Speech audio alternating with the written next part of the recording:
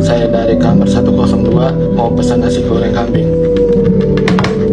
Halo, bisa saya bantu? Halo, saya kambing.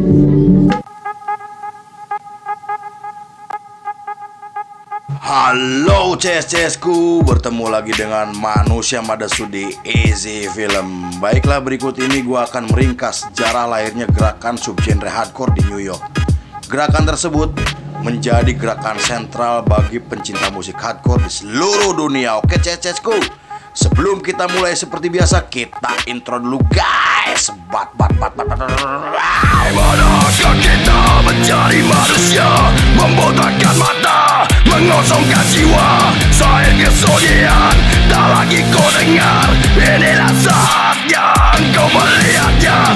Ikutlah bersamaku, berjalan bersamaku, dengan apa yang membara, dengan asap bermakna. Marilah harapan jadi kenyataan, marilah harapan jadi kenyataan.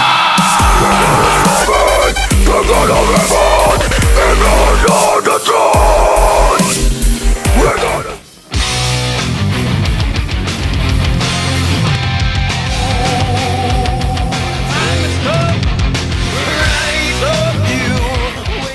Scene dibuka pada tahun 70-an ketika Amerika mengalami krisis ekonomi akibat dampak perang Vietnam yang sangat merugikan. Runtuhnya sistem ekonomi dunia dan melemahnya produksi minyak bumi membuat kemiskinan Amerika semakin meluas.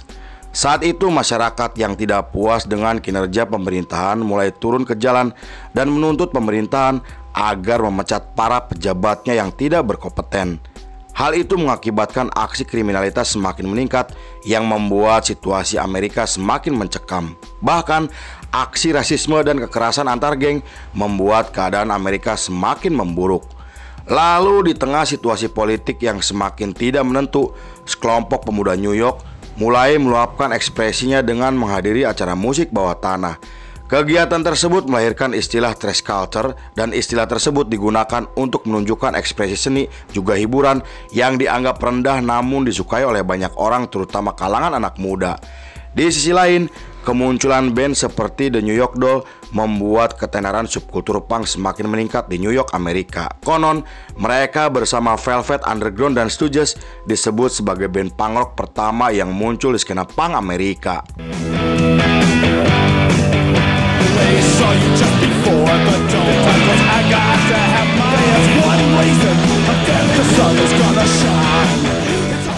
Pada tahun 1974, Hilly Kristal mulai mengundang band underground untuk tampil di klub miliknya bernama CBGB. CBGB sendiri merupakan klub legendaris yang terletak di Manhattan, New York, Amerika Serikat. Meski awalnya klub tersebut hanya mendatangkan band-band yang membawa musik country dan blues, namun seiring berjalannya waktu klub tersebut mulai mengundang band-band underground yang sedang populer di kalangan anak muda, dan sejak saat itu CBGB berubah menjadi wadah bagi band bawah tanah yang ingin tampil dengan karyanya sendiri. Beberapa band dan musisi yang pernah tampil di klub tersebut seperti Patti Smith, Television, The Ramones, The Heartbreakers, dan masih banyak lagi. Hal itu membuat skena punk menjadi semakin berkembang dan banyak band yang mulai bermunculan. Selain itu, nama CBGB menjadi semakin dikenal karena dianggap telah melahirkan banyak band fenomenal, dan menurut beberapa sumber, jika grup band yang belum pernah tampil di CBGB, maka band tersebut belum bisa dianggap sebagai band besar. Terlepas benar atau tidaknya informasi tersebut, namun CBGB sendiri telah diakui sebagai titik penting untuk perkembangan musik dunia.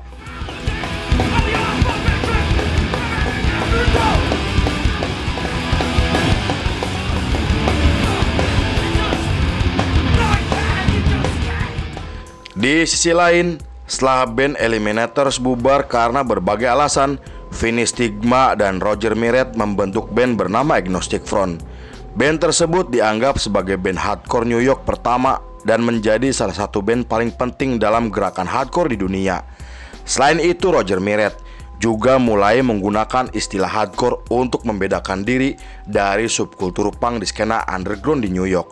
Munculnya istilah hardcore didokumentasikan dalam album kompilasi yang diproduksi oleh label independen, dan album tersebut menampilkan rekaman langka dari Beastie Boy dan dianggap sebagai dokumen paling penting untuk skena hardcore dan punk di New York, Amerika pada tahun 70-an. Meski begitu, istilah hardcore belum digunakan secara umum karena saat itu subkultur punk sedang berada di puncak ketenarannya. Pada tahun 80-an, istilah hardcore mulai populer setelah munculnya band dari Washington bernama Minor Threat. Meningkatnya ketenaran Black Flag, band dari Los Angeles, membuat subkultur tersebut semakin diminati oleh anak muda. Di periode tersebut, New York telah digambarkan sebagai kota yang memiliki peran penting untuk perkembangan musik hardcore di Amerika bahkan dunia, dan band seperti Agnostic Front juga Murphy's Law dianggap sebagai band paling pertama yang mengenalkan subgenre hardcore di New York, Amerika.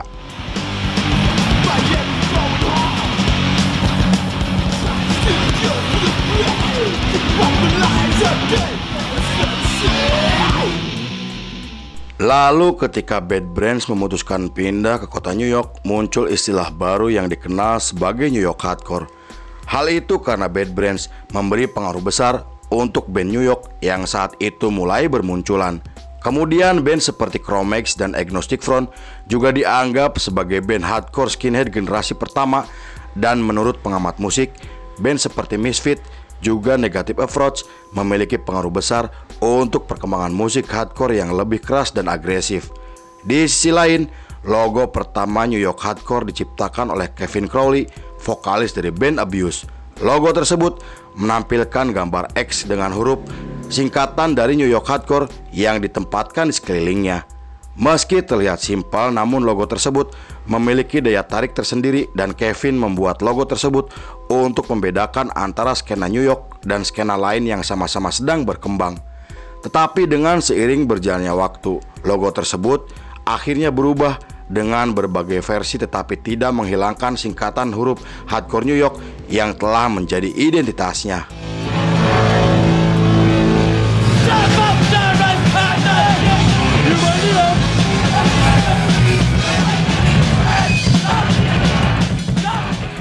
Menurut seorang kritikus musik, anggota dari skena hardcore di New York memiliki pandangan politik yang cukup beragam, seperti menganut ideologi sayap kanan dan mempunyai pendirian terhadap imigrasi juga patriotisme.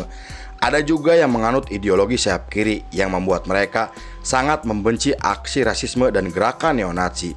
Meski begitu, kedua kelompok tersebut tidak pernah terlibat perselisihan walaupun mereka memiliki ideologi yang saling berseberangan. Beberapa tahun kemudian, ketika Metallica merilis albumnya di tahun 1983, band-band hardcore di New York mulai menambahkan unsur heavy metal dan thrash metal ke dalam lagu-lagunya.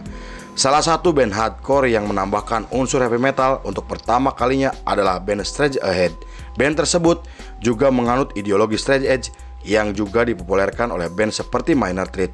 Straight edge sendiri merupakan ideologi yang menolak alkohol, tembakau, dan obat-obatan terlarang, hingga para penganutnya memilih menghindari seks bebas, juga mengikuti pola hidup sehat seperti menjadi vegan atau vegetarian.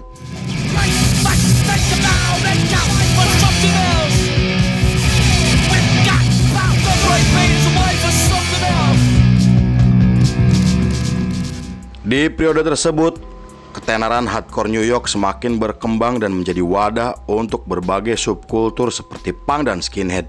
Para penganutnya juga sering menyelenggarakan event musik komunitas setiap minggunya dengan hasil biaya kolektif. Karena hal itu, skena New York dianggap sebagai skena paling aman dan paling solid di Amerika, karena saat itu skena hardcore di Los Angeles dan Boston sedang terlibat konflik karena perbedaan ideologi. Lalu pada pertengahan tahun 80-an, muncul beberapa band beraliran crossover thrash yang membuat skena New York semakin berkembang. Band metal New York seperti Anthrax juga mulai tampil di event musik hardcore dan menginspirasi beberapa band hardcore untuk menciptakan musik yang lebih berat, lebih kejam, dan lebih mengerikan. Saat itu, band seperti Agnostic Front yang awalnya dikenal sebagai band skinhead hardcore mulai menumbuhkan rambutnya dan mulai berpenampilan seperti metalhead hingga merilis album bergenre crossover yang membuat album tersebut dihina oleh banyak orang.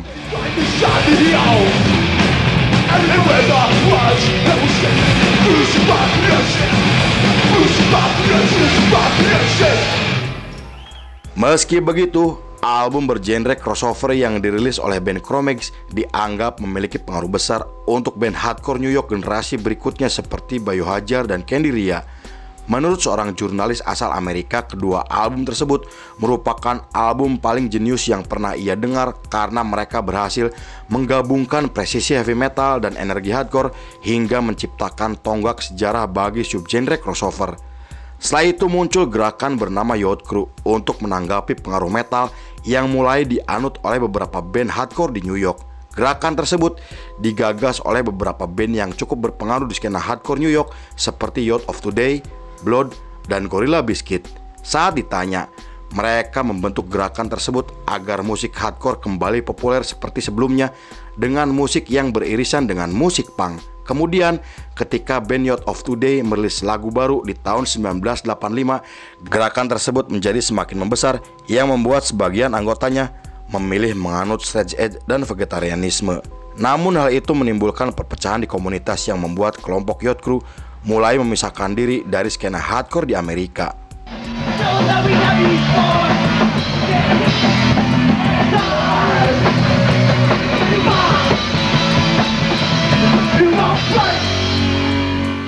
Lalu munculnya band seperti Warzone dan Sick of It All memiliki pengaruh besar untuk band hardcore generasi berikutnya, dan band Yacht Crew seperti Judge juga berhasil menciptakan subgenre baru yang saat ini kita kenal beatdown hardcore.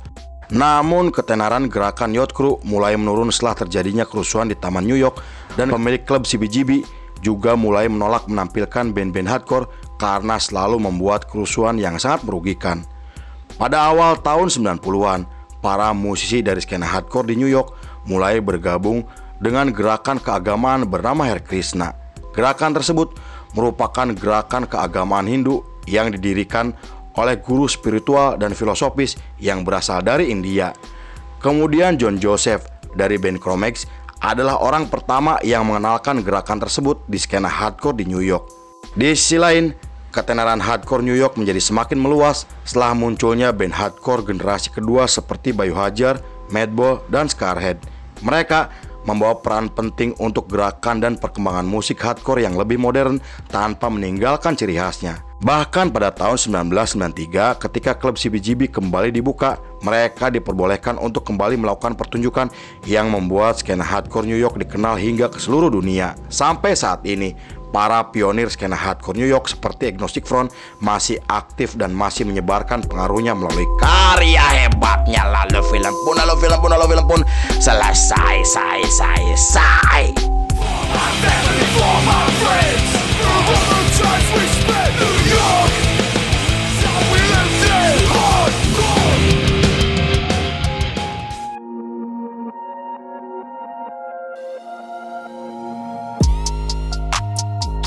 Setengah dari kehidupan adalah mengacaukan segalanya, setengah lagi adalah menghadapinya. Henry Rollins, Black Flag. Oke CSSku, terima kasih sudah menyaksikan ringkasan ini gak selesai.